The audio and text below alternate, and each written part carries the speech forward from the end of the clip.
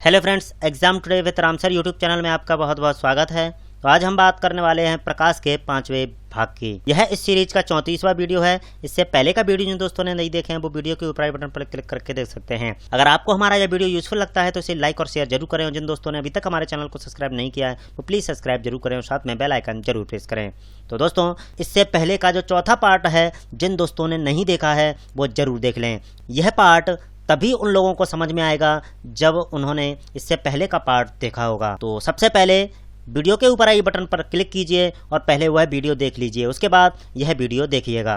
तो चलिए friends, start करते हैं। फर्स्ट क्वेश्चन है, उत्तल लेंस होते हैं दोनों किनारों पर एवं बीच में पतले, बीच में मोटे एवं किनारों पर पतले, बीच में पतले एवं किनारों पर मोटे, या सर्वत्र एक समान। तो उत्तल लेंस होते हैं, तो इस क्वेश्चन का राइट आंसर हो जाएगा बीच में मोटे एवं किनारों पर पतले, यानी बी इस क्वेश्चन का बिल्कुल सही आंसर हो जाएगा। तो उत्तल लेंस बीच में मोटे एवं किनारों पर पतले होते हैं। ओके, नेक्स्ट क्वेश्चन है, एक उत्तल दर्पण सदैव उत्पन्न करता है आभासी एवं सीधा प्रतिबिंब, आभासी एवं उल्टा प्रतिबिंब, वास्तविक एवं उल्टा प्रतिबिंब, एवं वास्तविक एवं सीधा प्रतिबिंब। तो इस क्वेश्चन का राइट आंसर हो जाएगा आभासी एवं सीधा प्रतिबिंब। तो एक उत्तल दर्पण सदैव आभासी एवं सीधा प्रतिबिंब बनाता है, तो यानी ए इस क्वेश्चन का बिल्कुल सही आंसर हो जाएगा। ओके, नेक्स्ट क्वेश्चन है, इनमें से कौन सदैव आभासी एवं सीधा प्रतिबिंब बनाता है? उत्तल दर्पण, अवतल लेंस, उत्तल लेंस, या ए और बी दोनों? तो इनमें से सदैव आभासी एवं सीधा जो प्रतिबिंब है वो बनाते हैं ए और बी दोनों, यानी उत्तल दर्पण एवं अवतल लेंस। तो उत्तल दर्पण एवं अवतल लेंस सदैव आभासी एवं सीधा प्रतिबिंब बनाते हैं, यानी डी इस क्वेश्चन का बिल्कुल सही आंसर हो जाएगा। चलिए नेक्स्ट क्वेश्चन है, जब हम एक धातु की चम्मच के बाहरी हिस्से पर किसी छवि को देखेंगे तो वह छोटी दिखेगी। धातु चम्मच का बाहरी भाग उदाहरण है अवतल दर्पण का, उत्तल दर्पण का, आवर्धक लेंस का, या समतल दर्पण का? तो इस क्वेश्चन का राइट आंसर हो जाएगा उत्तल दर्पण का, यानी बी इस क्वेश्चन का बिल्कुल सही आंसर होगा।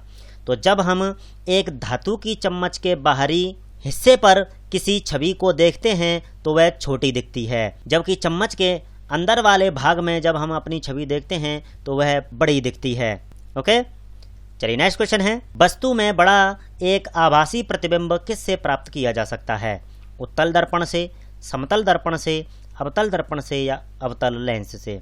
तो एक वस्तु में बड़ा प्रतिबिंब एवं आभासी प्रतिबिंब होना चाहिए, तो यह हम प्राप्त कर सकते हैं अवतल दर्पण से, यानी सी इस क्वेश्चन का बिल्कुल सही आंसर हो जाएगा। तो सबसे बड़ा जो दर्पण के पीछे बनता है अवतल दर्पण में, वह प्रतिबिंब हमें प्राप्त होता है अवतल दर्पण से। तो वह प्रतिबिंब बड़ा एवं आभासी प्रतिबिंब होता है जो हमें प्राप्त होता है अवतल दर्पण से।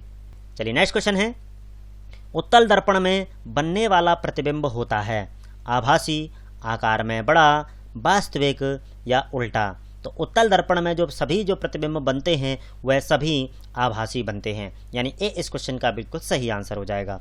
जबकि अवतल दर्पण में जो सभी जो प्रतिबिंब बनते हैं वह वास्तविक बनते हैं, लेकिन एक प्रतिबिंब को छोड़ करके। जब हम वस्तु को फोकस एवं ध्रुव के बीच में रखते हैं तो जो प्रतिबिंब अवतल दर्पण के पीछे बनता है वह आभासी और बड़ा होता है, बाकी सभी प्रतिबिंब वास्तविक एवं उल्टे होते हैं। ओके, नेक्स्ट क्वेश्चन है, अवतल लेंस में बनने वाला प्रतिबिंब होता है वास्तविक, आभासी, आकार में बड़ा, या उल्टा? तो अवतल लेंस में जो बनने वाला प्रतिबिंब होता है वह आभासी होता है, यानी बी इस क्वेश्चन का बिल्कुल सही आंसर हो जाएगा। तो अवतल लेंस में एवं उत्तल दर्पण में जो बनने वाले प्रतिबिंब होते हैं वह आभासी होते हैं। ओके, नेक्स्ट क्वेश्चन है, किसी वस्तु के आकार का समतल दर्पण पर निर्मित प्रतिबिंब के आकार से अनुपात होता है 2:1, 1:4, 1:2, या 1:1? तो इस क्वेश्चन का राइट आंसर हो जाएगा 1:1, यानी डी इस क्वेश्चन का बिल्कुल सही आंसर हो जाएगा। क्यों? क्योंकि समतल दर्पण में जो वस्तु का जो प्रतिबिंब है वो वस्तु के आकार का बनता है, तो वस्तु के आकार और प्रतिबिंब में जो अनुपात होगा वो 1:1 होगा, यानी बराबर का अनुपात होगा। ओके, क्योंकि समतल दर्पण में वस्तु का प्रतिबिंब वस्तु के बराबर ही बनता है। ओके, नेक्स्ट क्वेश्चन है, समतल दर्पण द्वारा निर्मित प्रतिबिंब होता है दर्पण के पीछे वास्तविक तथा वस्तु के आकार के समान, दर्पण की पृष्ठ पर वास्तविक एवं परिवर्धित, दर्पण के पीछे आभासी तथा परिवर्धित, या दर्पण के पीछे आभासी तथा वस्तु के आकार के समान।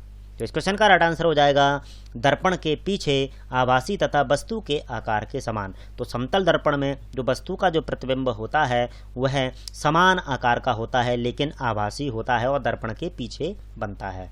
ओके, चलिए नेक्स्ट क्वेश्चन है, समतल दर्पण के समक्ष खड़े होने पर जब आप अपना दायां हाथ हिलाते हैं तो आपका प्रतिबिंब में कौन सा हाथ हिलता है? कोई हाथ नहीं हिलता है, दोनों हाथ हिलते हैं, केवल दायां हाथ हिलता है या केवल बायां हाथ हिलता है? तो इस क्वेश्चन का राइट आंसर हो जाएगा केवल बायां हाथ हिलता है। तो समतल दर्पण के समक्ष होकर जब हम अपना दायां हाथ हिलाते हैं तो प्रतिबिंब में बायां हाथ हिलता है। तो यानी डी इस क्वेश्चन का बिल्कुल करेक्ट आंसर हो जाएगा। ओके, नेक्स्ट क्वेश्चन है, आभासी प्रतिबिंब सदैव होता है हिरासित, प्रतिलोमित, परिवर्धित या ऊर्ध्वशीर्षी? तो आभासी प्रतिबिंब सदैव ऊर्ध्वशीर्षी होता है, यानी डी इस क्वेश्चन का बिल्कुल सही आंसर हो जाएगा। ओके, चलिए नेक्स्ट क्वेश्चन है, एक समतल दर्पण में प्रतिबिंब का निर्माण होता है पिंड से हल्का सा छोटा होता है, वास्तविक होता है, आभासी होता है या पर्दे पर बनाया जा सकता है?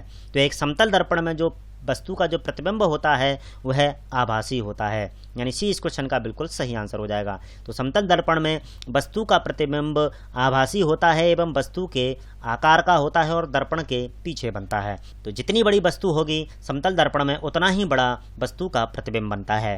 ओके, नेक्स्ट क्वेश्चन है, किसी पिंड की वास्तविक प्रतिबिंब बनाने के लिए उपयोग होने वाला दर्पण कौन सा है? अवतल दर्पण, समतल दर्पण, उत्तल दर्पण या कोई भी दर्पण वास्तविक प्रतिबिंब नहीं बना सकता है। तो किसी पिंड की वास्तविक प्रतिबिंब बनाने के लिए उपयोग होने वाला जो दर्पण है अवतल दर्पण, यानी ए इस क्वेश्चन का बिल्कुल सही आंसर हो जाएगा, क्योंकि अवतल दर्पण में वस्तु का वास्तविक एवं उल्टा प्रतिबिंब बनता है, जबकि उत्तल दर्पण में वस्तु का प्रतिबिंब आभासी एवं सीधा बनता है। तो वास्तविक प्रतिबिंब बनाने के लिए हम हमेशा उपयोग करेंगे अवतल दर्पण और उत्तल लेंस। ओके, नेक्स्ट क्वेश्चन है, एक अवतल दर्पण द्वारा बनाया गया प्रतिबिंब बिंब की तुलना में सीधा, आभासी और अधिक बड़ा प्राप्त होता है, तब बिंब की स्थिति होनी चाहिए फोकस व वक्रता केंद्र के मध्य, वक्रता केंद्र पर, वक्रता केंद्र से दूर, दर्पण के ध्रुव व फोकस के मध्य। तो एक अवतल दर्पण द्वारा जो प्रतिबिंब बनता है वो वस्तु से अधिक बड़ा बनता है, सीधा बनता है और आभासी बनता है। तो अवतल दर्पण में एक ही प्रतिबिंब है जो सीधा, आभासी और वस्तु से बड़ा बनता है, वह दर्पण के पीछे बनता है। तो उस दर्पण के पीछे बनने वाले प्रतिबिंब की जो वस्तु है उसको रखा जाता है फोकस और दर्पण के ध्रुव के मध्य, यानी डी इस क्वेश्चन का बिल्कुल सही आंसर हो जाएगा। ओके, नेक्स्ट क्वेश्चन है, सूर्य का वास्तविक प्रतिबिंब प्राप्त होता है उत्तल दर्पण, अवतल दर्पण, समतल दर्पण या गोली दर्पण? तो सूर्य का जो वास्तविक प्रतिबिंब है वह प्राप्त होता है अवतल दर्पण में, यानी डी इस क्वेश्चन का बिल्कुल सही आंसर हो जाएगा। ओके, तो उत्तल दर्पण में सभी आभासी प्रतिबिंब बनते हैं, जबकि अवतल दर्पण में एक प्रतिबिंब को छोड़ करके सभी वास्तविक प्रतिबिंब बनते हैं। ओके, नेक्स्ट क्वेश्चन है, एक परावर्तक सतह अंदर की ओर वक्रीय है, अब निर्मित दर्पण है समतल दर्पण, उत्तल दर्पण, अवतल दर्पण या इनमें से कोई नहीं? तो एक परावर्तक सतह जब अंदर की ओर वक्रीय है तो वह निर्मित दर्पण होगा अवतल दर्पण, यानी सी इस क्वेश्चन का बिल्कुल सही आंसर हो जाएगा। तो एक अवतल दर्पण में की जो परावर्तक सतह है वह अंदर की तरफ वक्रीय होती है, जबकि उत्तल दर्पण में परावर्तक सतह जो होती है वो बाहर की ओर वक्रीय होती है। तो ओके, नेक्स्ट क्वेश्चन है, निम्न में से कौन एक आभासी प्रतिबिंब उत्पन्न नहीं कर सकता है? समतल दर्पण, उत्तल लेंस, अवतल दर्पण या उपरोक्त सभी?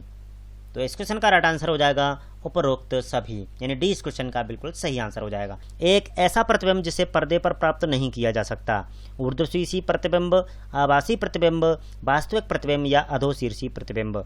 तो ऐसा प्रतिबिंब जिसे पर्दे पर प्राप्त नहीं किया जा सकता है वह आभासी प्रतिबिंब होता है, यानी बी इस क्वेश्चन का बिल्कुल सही आंसर हो जाएगा।